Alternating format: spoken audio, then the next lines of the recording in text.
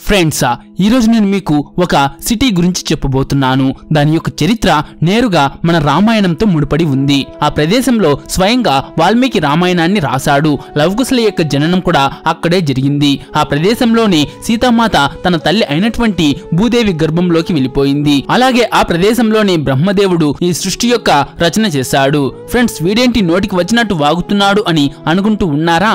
చాలా మంది చాలా ప్రదేశాలు చూపించి ఉంటారు, కానీ ఇప్పుడు నేను మీకు చెప్పిన ప్రతి విషయానికి ఆధారాలు అక్కడ ఉన్నాయి. ఈ ప్లేస్ గురించి ఇప్పటి వరకు చాలా మందికి తెలియదు కూడా. అయితే మనం ఈ సిటీ ఎక్కడ ఉంది, అక్కడ ఉన్న సీతాదేవి ఇల్లు, వాల్మీకి ఆశ్రమం, లవకుశలు పుట్టిన స్థలం, సీతాదేవి భూమిలోకి వెళ్లిపోయిన ప్రదేశం, ఇలాంటి ఎన్నో ప్రదేశాలను ఆధారాలతో సహా చూసేద్దాం పదండి. అయితే అంతకంటే ముందు జై శ్రీరామని ప్రతి ఒక్కరూ కమెంట్ చేసి ఈ వీడియోకి ఒక లైక్ చేసి మీ ఫ్రెండ్స్ కు తప్పకుండా షేర్ చేయండి. బిట్టూర్ అనబడే ఈ ఊరు ఉత్తరప్రదేశ్లోని కాన్పూర్ జిల్లాకి 50 కిలోమీటర్ల దూరంలో ఉంది. బిట్టూర్ని ఎన్నో పౌరాణిక ఇతిహాసాలకు పెట్టింది పేరుగా చెప్పుకుంటారు. రామాయణం సమయంలో వాల్మీకి యొక్క ఆశ్రమం ఇక్కడే ఉండేదట. అందులోనే వాల్మీకి రామాయణం రాశాడు అని చెప్పుకుంటారు. సీతాదేవి అయోధ్యని విడిచిపెట్టి వెళ్లాల్సి వచ్చినప్పుడు ఆమె వాల్మీకి ఆశ్రమానికి వెళ్ళింది. ఇక అక్కడే లవకుశల యొక్క జననం జరిగింది. ఇక లవకుశలకు స్వయంగా వాల్మీకే శిక్షణ ఇచ్చాడు. ప్రస్తుతం ఈ ఊర్లో ఉన్న రామజానకి అనబడే మందిరంలో లవకుశలు ఉపయోగించినటువంటి బాణాలను ఇప్పటికీ ఉంచారు. లవకుశలు ప్రతిరోజు ఇక్కడి సమీపంలో ఉన్న గంగా నదిలో స్నానం చేసేవారు. అలాగే ఇక్కడే వారు బాణాలను సంధించడం మరియు గుర్రపు స్వారీ లాంటి విద్యలను నేర్చుకున్నారు. అలాగే ఈ ప్రదేశంలోనే సీతాదేవి యొక్క ఇల్లు కూడా ఉంది. అందులోనే సీతాదేవి లవకుశలను పెంచి పెద్దది చేసింది అని చెప్పుకుంటారు. అన్నిటికన్నా విచిత్రమైన విషయం ఏమిటి అంటే ఈ ప్రదేశంలోనే సీతామాత పాతాళ లోకంలోకి వెళ్ళినటువంటి ప్రదేశం కూడా ఉంది. ఈ ఊరిలో మొత్తం అన్ని కలుపుకుని 52 ఘాట్లు ఉన్నాయి. అయితే ప్రస్తుతం మనం ఈ ఊరిలో ఉన్నటువంటి కొన్ని ముఖ్యమైన ప్రదేశాల గురించి తెలుసుకుందాం పదండి. అయితే ఇందులో మనం మొదటగా మాట్లాడుకోవాల్సింది వాల్మీకి ఆశ్రమం గురించి. వాల్మీకి ఆశ్రమంలో మొత్తం 3 మందిరాలు ఉన్నాయి. అందులో ఒకటి స్వయంగా వాల్మీకిది. ఈ మందిరంలో వాల్మీకి కూర్చుని తన ఎడమ చేతిలో తాళపత్రాలను పట్టుకుని ఏదో రాస్తున్నట్టుగా ఆయన యొక్క ప్రతిమ కనిపిస్తుంది. చరిత్ర ప్రకారం వాల్మీకి ఇక్కడే కూర్చుని మొత్తం రామాయణాన్ని రాశాడట. ఆయన దగ్గరే విష్ణుమూర్తి యొక్క విగ్రహం కూడా చూడ్డానికి మనకు కనిపిస్తుంది. అందులో శ్రీ మహావిష్ణువు శంఖం, చక్రం, గద, పద్మాన్ని ధరించి కనిపిస్తాడు. ఈ ఆశ్రమం చాలా ఎత్తులో ఉంటుంది. అందుకని అక్కడికి చేరుకోవడానికి మెట్లు ఉన్నాయి. ఇందులో వింత ఏముంది అని అనుకుంటూ ఉన్నారా? అయితే ఈ మెట్లన్నీ అక్కడి వారు స్వర్గానికి వెళ్ళడానికి మార్గంగా భావిస్తారు. ఈ మెట్లలో ఆఖరి మెట్టును మీరు ఎక్కినప్పుడు ఈ సిటీ యొక్క మొత్తం అందాన్ని మీరు అక్కడి నుంచి చూడవచ్చు. అయోధ్య నుండి శ్రీరాముడు సీతాదేవిని పంపించేసినప్పుడు సీతాదేవి నేరుగా ఈ ప్రదేశానికి వచ్చి నివాసం ఉండటం ప్రారంభించింది. ఇక్కడే ఆవిడ లవకుశలకు జన్మనిచ్చింది. అయితే ఇక్కడ ఆ మెట్లతో పాటు ఒక దీపమాలిక అనబడే ప్రదేశం కూడా ఉంది. సరిగ్గా ఆ దీపమాలిక కింద భాగంలోనే లవకుశల యొక్క జన్మస్థలం ఉంది. ఈ మందిరంలో సీతాదేవి యొక్క విగ్రహం మరియు లవకుశలతో పాటు హనుమంతుని యొక్క విగ్రహం కూడా స్థాపించబడి ఉంది. ఇక ఇక్కడ మీరు చూస్తున్న ఈ ప్రదేశంలోనే లవకుశలు శ్రీరాముడు అశ్వమేధ యాగానికి ఉపయోగించినటువంటి గుర్రాన్ని పట్టుకున్నారు. అలాగే హనుమంతుణ్ణి ఇక్కడే బంధించారు కూడా. బ్రహ్మవర్త్ ఘాట్ ఈ ప్రదేశం అక్కడే గంగానదికి సమీపంలో ఉంది. పురాణాల ప్రకారం బ్రహ్మదేవుడు తను నివాసం ఉండటానికి బిట్టూర్ని ఎంచుకున్నాడు. ఇక్కడే ఆయన మానవ జాతిని సృష్టించాడు. అయితే ఇక్కడ ఆయన ఒక శివలింగాన్ని స్థాపించాడు.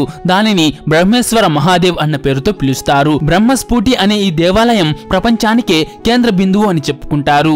కొంతమంది పండితులు చెప్పేదాని ప్రకారం బ్రహ్మదేవుడు ఈ ప్రదేశంలోనే కూర్చుని ఈ సృష్టి యొక్క రచన చేశాడు అని అంటారు. ఎన్నో వందల యజ్ఞాలను కూడా ఇక్కడే జరిపించాడట. కానీ ఎప్పుడైతే యజ్ఞం పూర్తి చేసుకుని బ్రహ్మదేవుడు తిరిగి వెళ్దాము అని అనుకుంటాడో అప్పుడు తన కాలికి ఉన్నటువంటి ఒక కడియం భూమిపైన పడింది. అది నేరుగా పాతాళంలోకి పడిపోయింది. ఆ ప్రదేశాన్ని బ్రహ్మకూటి అని అంటారు. ఇక తర్వాతది సీతమ్మ వారి పాతాళ ప్రవేశం.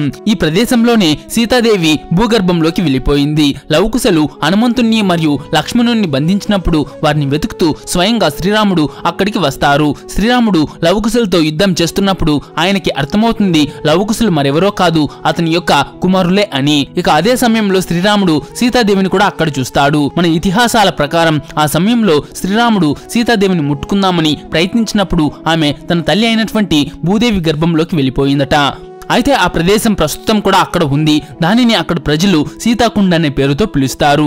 అలాగే అక్కడి నుంచే పాతాళ లోకానికి కూడా మార్గం ఉంది అని అక్కడ ప్రజలు బలంగా నమ్ముతారు. అన్నిటికంటే మించి ఇక్కడ ఒక బావి ఉంది. సీతామాత ఆ బావిలోని నీటిని ఉపయోగించేవారు అని అందరూ నమ్ముతారు. ఆశ్చర్యకరంగా ఇప్పటికీ కూడా ఆ బావిలో నీరు అలాగే ఉంది.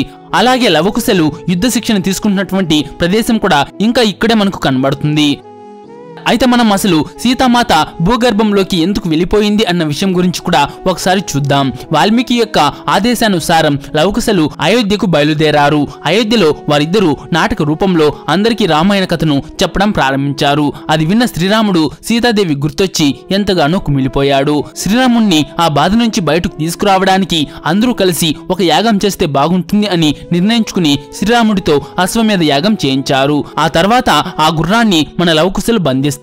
గుర్రాన్ని విడిపించడానికి శ్రీరాముడు వచ్చినప్పుడు అక్కడ శ్రీరాముడు సీతాదేవిని మళ్ళీ చూస్తాడు. శ్రీరాముడు సీతాదేవిని ఆ పరిస్థితుల్లో చూసి ఎంతగానో బాధపడతాడు.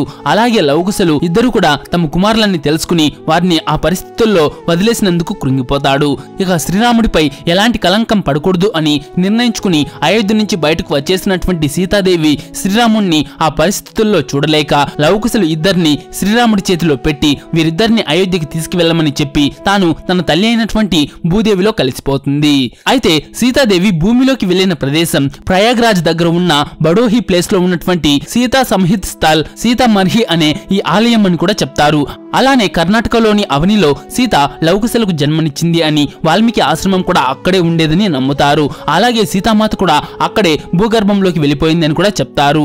అది ప్రాంతాల బట్టి వారి నమ్మకాలపై ఆధారపడి ఉంటుంది. కానీ ఎక్కువగా బిట్టూరులోనే ఈ సంఘటన జరిగింది అని చాలా మంది నమ్ముతున్నారు. ఆధారాలు కూడా మనకు బిట్టూరులోనే కనిపిస్తుంది. అయితే ఈ సంఘటనలు ఎక్కడ జరిగాయి అని మీరు అనుకుంటున్నారో మీ ఒపీనియన్ ని కామెంట్ చేయండి. సో ఫ్రెండ్స్, ఈ ఇన్ఫర్మేషన్ మీకు నచ్చుంటే ఒక లైక్ చేసి మీ ఫ్రెండ్స్ కు తప్పకుండా షేర్ చేయండి. అండ్ ప్రతి ఒక్కరూ జై శ్రీరామ్ అని కామెంట్ చేయటం మాత్రం మర్చిపోకండి.